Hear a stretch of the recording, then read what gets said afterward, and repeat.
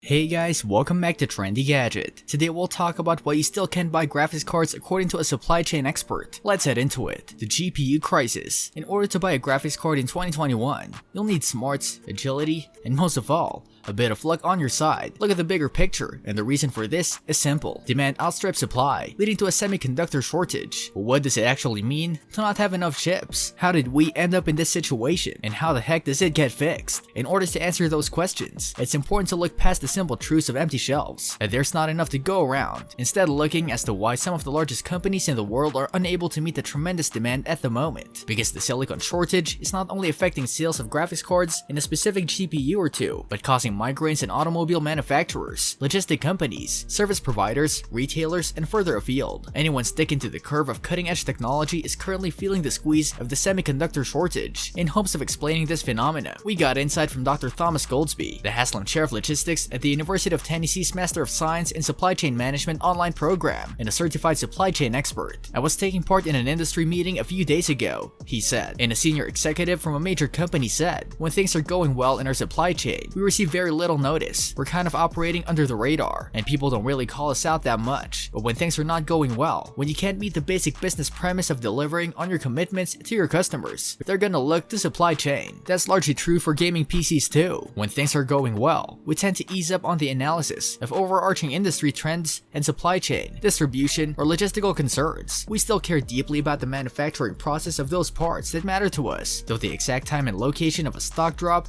at your local Best Buy tends to go by without passing remarks. But we've also had quite a few ups and downs in the hobby as of the past half decade. I'm talking more than your usual launch month jitters that see the shelves emptied for the hottest chips at the moment they go on sale. With them, we've grown more attuned to the prevailing headwinds of semiconductor manufacturing, no more so, and perhaps most deep-seated, unwavering and ongoing silicon shortage, namely affecting the graphics card market, that has thus far continued through 2020 and into 2021. There are a multitude of reasons for this ongoing shortage. Ultimately though, it comes down to factors affecting demand and those affecting supply. Let's just start with the demand side of the equation, Dr. Goldsby explained. Certainly the pandemic has driven a purchase and consumption experience of more and more electronic-based products, as people shifted how they use their time, from being at work to being at home, and the toys, gadgets, and technology required to keep your sanity, frankly, during the course of the pandemic drove intense demand. However, that was preceded by a bit of a pause, where people didn't quite know what to make of this pandemic. Such a pause preceding a significant shift in demand results in, as Dr. Goldsby describes, a V-shaped rebound, or drop-off and then rapid return, in demand. That in itself has wreaked havoc, but that's hardly the end of it. For GPUs, demand constitutes gamers, those eyeing up the latest developments from both nvidia and AMD, but also cryptocurrency miners riding the wave of buoyant market value, and companies looking to expand their online services with more capacity and capability. Getting to the supply side of the equation, you have to go back a little bit in history among the chip makers. We've really got TSMC, Taiwan Semiconductor Manufacturing Corp. You've got Intel, you've got Samsung, and a few other smaller players. But you're talking about a highly concentrated market of suppliers. TSMC is responsible for most of AMD's CPU and GPU products, while Samsung is the manufacturer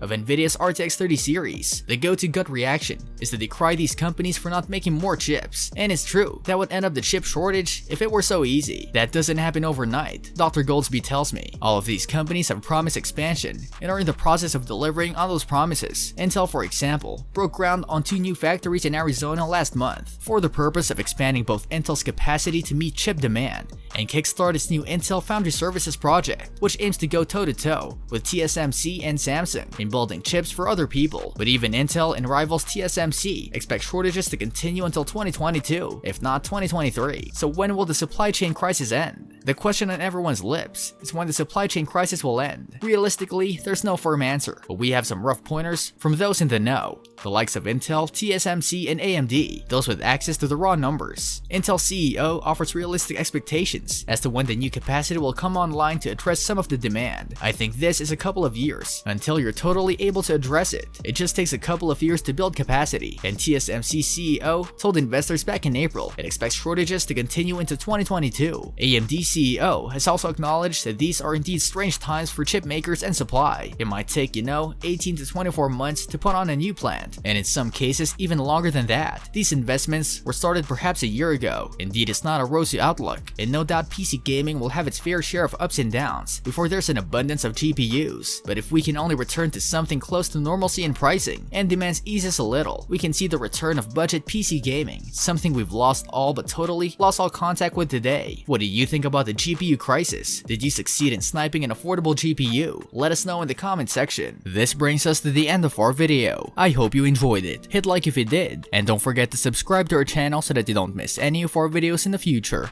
Also, watch the 2 videos that are on your screen because I'm sure you'll love them. With that, I'll see you in the next video.